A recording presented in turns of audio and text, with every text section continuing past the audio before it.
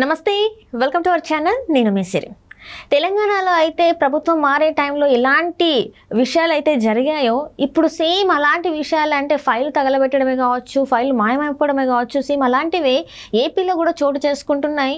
ఇంతకీ అసలు అక్కడ ఏం జరుగుతుంది ఏంటనేది మనం వివరించడానికి మనతో పాటు ఉన్నారు ప్రముఖ senior journalist, political analyst CS Rao గారు. నమస్కారం సార్. నమస్తే సార్, ఇప్పుడు చూస్తుంటే తెలంగాణలో అయితే ఏ సీన్ అయితే రిపీట్ అయిందో ప్రభుత్వం మారే ముందు, పోలింగ్ అంటే జరిగే ముందు, ఇప్పుడు కూడా ఏపీలో అదే లాగా జరుగుతున్నట్టు మనకు అనిపిస్తుంది. ఫైళ్ళు అక్కడ కూడా మాయమవుతున్నాయి.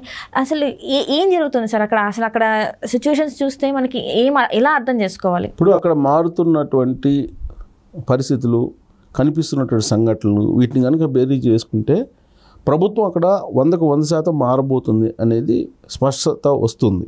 ఎందుకంటే సచివాలయంలో ఉండేటువంటి పరిస్థితులను చూస్తే రాబోయేటువంటి కొత్త ప్రభుత్వానికి పాత ప్రభుత్వం చేసినటువంటి కొన్ని పనులు, రహస్యంగా ఉండేటువంటి జీవోలు, వీటన్నిటిని దాచేస్తున్నారు లేదా కనిపించకుండా చేసేస్తున్నారేమో అనేటువంటి అభిప్రాయం కలిగేలా అక్కడ సంఘటనలు ఉన్నాయి.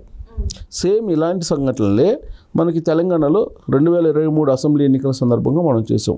2023 అసెంబ్లీ ఎన్నికల్లో ఫలితాలు అలాగే పోలింగ్ డేట్ మధ్యలో 2 రోజులే ఆడ గ్యాప్ ఉంది. 2-3 రోజులే, పెద్ద గ్యాప్ లేదు.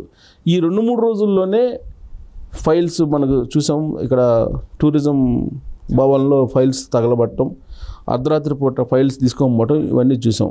డిసెంబర్ 3వ తారీఖున రిజల్ట్ వచ్చినాయి. డిసెంబర్ 3 తర్వాత ఆయన ప్రమాణ స్వీకారం చేయడానికి మధ్యలో గ్యాప్ తీసుకున్నారు. ఈ గ్యాప్ తీసుకున్నటువంటి క్రమంలో ఈ గ్యాప్ 2-3 రోజుల గ్యాప్లోనే ఫైల్స్ అన్నీ కూడా మాయం చేసేసారు. కొన్ని ఫైల్స్ తీసుకెళ్ళిపోయారు, కొన్ని ఫైల్స్ అంటే మాయం చేశారు, హార్డ్ డిస్కులు తీసుకెళ్ళి ఎక్కడో వేశారు, మూసీ నదులు ఇవన్నీ కూడా చేశారు. అంటే ప్రభుత్వం మారబోతుందని తెలుసుకున్న తర్వాతనే ఇవన్నీ చేశారు. సేమ్ తెలంగాణలో ఏ విధంగా అయితే మనం కొన్ని సంఘటనలు చూసామో అలాంటి సంఘటనలు ఇప్పుడు ఏపీలో కనిపిస్తున్నాయి. పైగా ఏపీలో ఏంటి, మే 13న పోలింగ్ జరిగింది, జూన్ 4న రిజల్ట్. ఈ మధ్య గ్యాపు ఏదైతే ఉందో 20 రోజుల గ్యాపు సుమారుగా, ఈ గ్యాప్లో ఏదైనా జరగచ్చు, ఏదైనా చేయొచ్చు అనేటువంటి అనుమానాలు వస్తున్నటువంటి క్రమంలో దానికి బలం చేకూరేలా ఒక యాప్, ఈ ఆఫీస్ అనేటువంటి ఒక యాప్, దీన్ని షట్ డౌన్ చేసేసారు. షట్ డౌన్ చేసేసి వాళ్ళు ఏం చెబుతున్నారు, దీనికి అప్డేటెడ్ వర్షన్ వచ్చింది, ఈ అప్డేటెడ్ వర్షన్ కోసం మేము షట్ డౌన్ చేసామని చెప్తున్నారు. ఆ యాప్ ద్వారానే మొత్తం ప్రభుత్వ కార్యకలాపాలన్నీ కూడా నడుస్తూ ఉంటాయి. గ్రామ వార్డు సచివాలయాలకు కూడా ఈ యాప్ని అనుసంధానం చేస్తుంటారు. మొత్తం ఆ యాప్ ద్వారానే మొత్తం ప్రభుత్వ కార్యక్రమాలన్నీ నడుస్తూ ఉంటాయి. దాంట్లోనే అన్ని రకాల జీవోలు కానీ రకరకాలు ఉంటాయి. ఇప్పుడు ఆ యాప్ని అప్డేట్ వర్షన్ మేము ఇస్తున్నాము, అప్డేట్ వర్షన్ తయారు చేయడానికి, అప్డేట్ వర్షన్ని మేము అప్లోడ్ చేయడానికి ఇస్తున్నాము అని అంటే, ఇప్పుడు సపోజ్ మన ఫోన్ ఉందని, మన ఫోన్ని అప్డేట్ వర్షన్ చేసేటప్పుడు కొన్ని వెళ్ళిపోతాయి, ఫైల్స్ వెళ్ళిపోతాయి. ఇది వెరీ సింపుల్, దానికి పెద్ద లాజిక్ అవసరం. సో అలాగే ఇప్పుడు కొన్ని మిస్ అయ్యేటువంటి అవకాశం ఉంది, లేదా కొన్ని తొలగించేటువంటి అవకాశం కూడా ఉంది. ఇప్పుడు గవర్నమెంట్కి సంబంధించిన ఇన్ఫర్మేషను వెళ్ళిందనుకో, రేపు రాబోయేటువంటి కొత్త ప్రభుత్వం ఎంక్వైరీ వేయడానికి కానీ, ఎంక్వైరీ వేసిన తర్వాత విచారణ చేయడానికి కానీ ఆధారాలు దొరకవు. ప్రధానంగా ఆంధ్రప్రదేశ్లో జరిగినటువంటి పెద్ద స్కామ్స్ ఏంటి అనేది విపక్షాలు చెప్తూ ఉన్నాయి. ఆ స్కామ్స్లో మద్యం ఒకటి ఉంది. మద్యానికి సంబంధించిన స్కామ్, పెద్ద స్కాము ఆంధ్రప్రదేశ్లో. భారతదేశంలో ఏ రాష్ట్రంలో లేనటువంటి పెద్ద స్కాము మద్యం స్కామ్ అని చెప్తున్నారు. అలాగే ఇసుక సంబంధించినటువంటి స్కాము ఉందని చెప్తున్నారు. అలాగే భూములకు సంబంధించినటువంటి స్కాము ఉందని చెప్తున్నారు. ఇవన్నీ కూడా ఈ యాప్లోనే వివరాలు ఉంటాయి. ఎందుకంటే డే టు డే రెగ్యులర్ అడ్మినిస్ట్రేషన్లో భాగంగా ప్రతి ఫైల్ మూమెంట్ని ఆ యాప్లోనే అప్లోడ్ చేస్తూ ఉంటారు. లేదా జీవోలు ఇచ్చినా కానీ ఆ జీవోలు కూడా దాంట్లోనే నిక్షిప్తం చేస్తూ ఉంటారు అని చెప్తున్నారు. సో కొన్ని రహస్య జీవోలు ఉన్నాయి. ఆ రహస్య జీవోల గురించి అడిగినప్పుడు చాలా సందర్భాల్లో వాళ్ళు ఏం చెప్పారంటే, ఆ రహస్య జీవోలు ఇవ్వడానికి లేదు, ఒకవేళ ఇస్తే రాజద్రోహం కింద వస్తుందని చెప్పి ఇవ్వకుండా కూడా దాచారు. అలాంటివి కూడా బయటపడేటువంటి అవకాశం ఉంది కొత్త ప్రభుత్వం వచ్చిన తర్వాత. అందుకే ఆ యాప్ని ఏం చేస్తున్నారు అనేది అర్థం కావట్లేదు. 3 days నుంచి అది షట్ డౌన్ అయింది. అదే అంటే ఇప్పుడు చంద్రబాబు నాయుడు గారు కూడా గవర్నర్కి ఈ అంశం మీదనే లేఖ రాసినట్టు కూడా మనకి వార్తలు ఉన్నాయి. అంటే చూసాం గవర్నర్ గారు కూడా సపోర్ట్ చేస్తున్నారని చెప్పేసి వార్తలు కూడా వచ్చాయి. మరి ఇందులో వాస్తవం లేదంటారు? అంటే దీని మీద ఈ ఆఫీస్ ఏదైతే ఉందో ఇప్పుడు ఫైల్స్ అన్ని మాయమయ్యే అవకాశం ఉంది, సో దీని మీద మీరు చూడండి అంటే గవర్నర్ కూడా స్పందించారని చెప్పేసి కూడా మనకు వార్తలు వస్తాయి. ఇప్పుడు ఉండేటువంటి ఒకే ఒక ఆప్షన్ ఏంటంటే గవర్నర్కి కంప్లైంట్ చేయటం. గవర్నర్కి కంప్లైంట్ చేసి విధానాన్ని ఆపండి అని చెప్పి గవర్నర్కి చెప్తే గవర్నర్ ఆర్డర్ వేస్తే ఆపగలరు, అంతకుమించి ఎవరు ఆపలేరు. Election commission day to day అడ్మినిస్ట్రేషన్లో ఇన్వాల్వ్ కాదు. సో ఇప్పుడు ఆల్రెడీ 14,000 కోట్ల రూపాయలు ఖజానాలో ఉన్నాయి. ఆ ఖజానాలో ఉన్నటువంటి 14,000 రూపాయలని పోలవరం నిర్మాణం చేస్తున్నటువంటి ఒక ప్రముఖ కాంట్రాక్టరు, అలాగే ఒక ఛానల్ యజమాని భాగస్వామి అయినటువంటి ఆయనకి ఈ బిల్స్ మొత్తం ఇవ్వాలి అనేటువంటి ఒక ప్రయత్నం చేస్తున్నారు. యాక్చువల్గా ఆ 14,000 కోట్ల రూపాయలు ఎవరికి ఇవ్వాలి అని అంటే పథకాలకు సంబంధించి, నవరత్నాలకు సంబంధించినటువంటి పథకాలకు సంబంధించి బటన్ నొక్కినటువంటివి ఉన్నాయి, వాటికి ఇవ్వాలి. కానీ వాటికి ఇవ్వకుండా ఇప్పుడు వాళ్ళ సొంత కాంట్రాక్టర్లకి ఇవ్వాలనేటువంటి ఒక ప్రయత్నం చేస్తున్నారు. దాని మీద కూడా తెలుగుదేశం పార్టీకి సంబంధించినటువంటి నేతలు గవర్నర్ని కలిసి ఒక కంప్లైంట్ చేశారు. కంప్లైంట్ చేసి వీళ్ళు మే 13 పోలింగ్ ముందు రోజు లబ్ధిదారులకు మేము డబ్బులు ఇవ్వాలి అని చెప్పేసి చెప్పారు. కానీ ఆ రోజున ఖజానా లేకపోయినప్పటికి కూడా ఉన్నాయని చెప్పారు.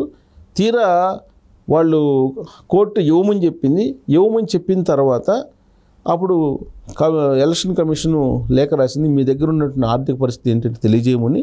అప్పుడు ఆర్థిక పరిస్థితి గురించి తెలియజేశారు. ఆ తర్వాత వీళ్ళు ఫుల్ బెంచ్కి వెళ్ళారు కోర్టుకి. కోర్టు పోలింగ్ అయిపోయిన తర్వాత ఏ రోజైనా మీరు వేసేయండి, మీరు లబ్ధిదారులకి, మీరు ఆపొద్దు అని చెప్పి చెప్పింది. కానీ పోలింగ్ అయిపోయిన తర్వాత కూడా వాళ్ళ లబ్ధిదారులకి వేయట్లేదు డబ్బులు.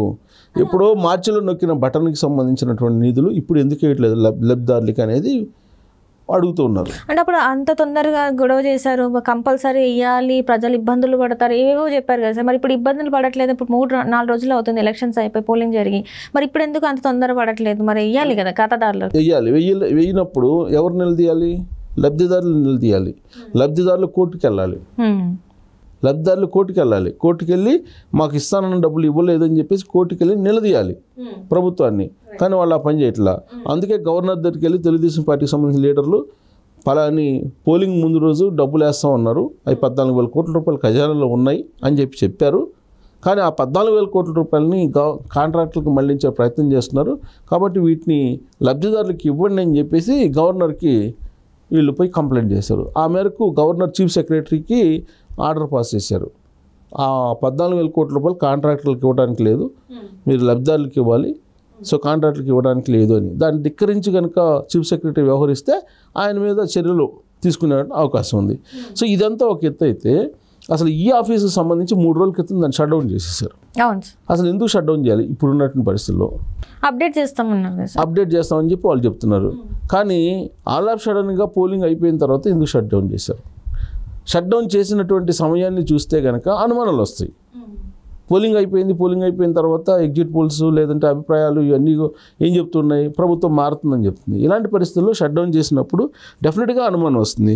అందుకే చంద్రబాబు నాయుడు లేఖ రాశాడు గవర్నర్కి. లేఖ రాసి ఈ యాప్ ద్వారా సమాచారం అన్నీ కూడా మిస్ అవుతాయి, వీళ్ళు షట్ డౌన్ చేస్తున్నారు, దాన్ని ఆపండి అని చెప్పి. సో ఈ నెల 17 నుంచి 25 వరకు అప్గ్రేడ్ చేస్తామని చెప్తున్నారు. అప్గ్రేడ్ చేయడానికి 17 నుంచి 25 దాకా తీసుకున్నారు టైం. సో ఈ 25 దాకా చేస్తామని చెప్తున్నారు. సో ఈ అప్గ్రేడ్ దాంతో మూసేశారు. దీన్ని మూసేయడంతో అనుమానాలు పెరిగిపోయినాయి. సో ఇప్పుడు అప్గ్రేడ్ అవసరం ఏముంది? అవసరం లేదు కదా, ఈ వ్యవహారంలో అక్రమాలు జరిగే అవకాశం ఉంది, దీన్ని ఆపేయండి అని చెప్పి చంద్రబాబు నాయుడు లెటర్ రాశాడు. అసలు ఏంటి ఈ ఆఫీస్ అనేది? ఈ ఆఫీస్ అనేటువంటి యాప్ ఏంటి అని అంటే, అన్ని ప్రభుత్వ కార్యాలయాల్లో కంప్యూటర్లు ఉంటాయి. ఈ కంప్యూటర్లు అన్నింటిని కూడా అనుసంధానం చేసి ఉంటాయి దీనికి. ఈ ఆఫీస్ అనేటువంటి యాప్కి ఈ సాఫ్ట్వేర్ వర్షన్ నుంచి తాజా వర్షన్ 7.xకు అప్గ్రేడ్ చేయాలనేది నేషనల్ ఇన్ఫర్మేటిక్ సెంటర్ NIC అది చూస్తుంటుంది మొత్తం అన్ని దేశవ్యాప్తంగా కూడా. అది NIC 14 రాష్ట్రాలకు షెడ్యూల్ విడుదల చేసింది. ఇది 7.xని అప్గ్రేడ్ చేసుకోండి అని చెప్పి. ఈ వెబ్ యాప్ అది. సో ఈ ప్రభుత్వ కార్యాలయంలో ఈ యాప్ ఆధారంగా అన్ని కార్యక్రమాలు నడుస్తుంటాయి. ఇది తాజా వర్షను ట్యాంపరింగ్కి అవకాశం లేదు, 7.x అనేది. కాబట్టి దీన్ని అప్గ్రేడ్ చేసుకొని భద్రతా లోపాలన్నీ తొలగిపోతాయి అని చెప్పింది ఎన్ఐసి.